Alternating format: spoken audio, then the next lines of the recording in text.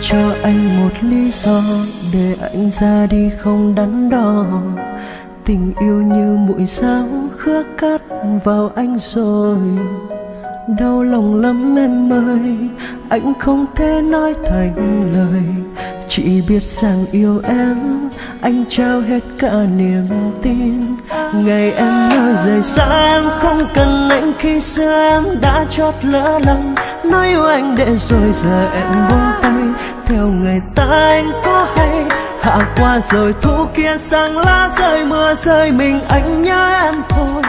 Ngày thêm nhớ ngày dài người ơi, người ơi.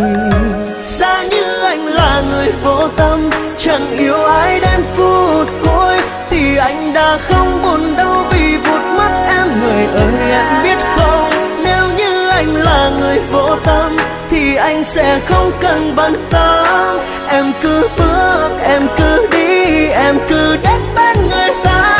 Nếu đã xem anh là một trò chơi thì ta chẳng còn gì để nói. Anh yêu em không phải vì bất cứ lý do gì, em chẳng phải lo. Lối đi em giờ chẳng cần anh thì anh cũng sẽ không màng, bởi vì đơn giản tình mình giờ đã phai tàn.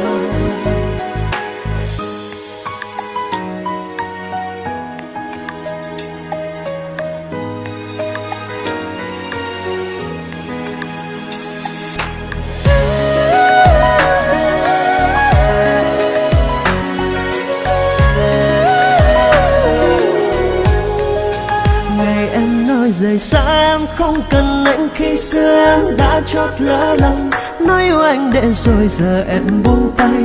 Theo người ta anh có hay, hạ qua rồi thu kia sang lá rơi mưa rơi, mình anh nhớ em thôi. Ngày thêm nhớ ngày dài người ơi, người ơi.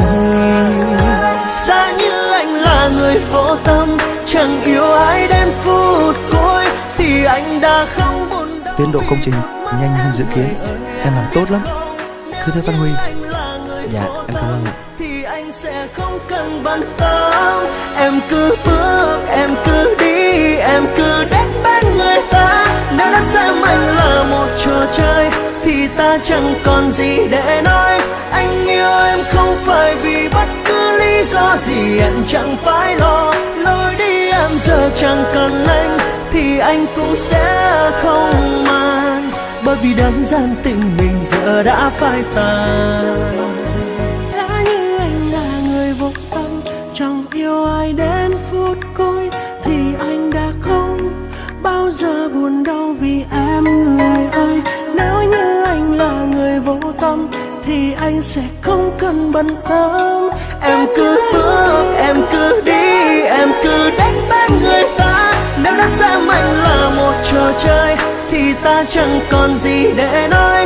Anh yêu em không phải vì bất cứ lý do gì, em chẳng phải lo. Lối đi em giờ chẳng cần anh thì anh cũng sẽ không màng, bởi vì đơn giản tình mình giờ đã phai tàn.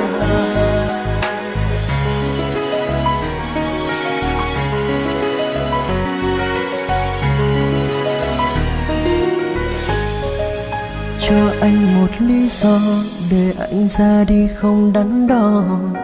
Tình yêu như mũi giáo khứa cắt vào anh rồi. Đau lòng lắm em ơi, anh không thể nói thành lời. Chỉ biết rằng yêu em, anh trao hết cả niềm tin. Ngày em nói rời xa em không cần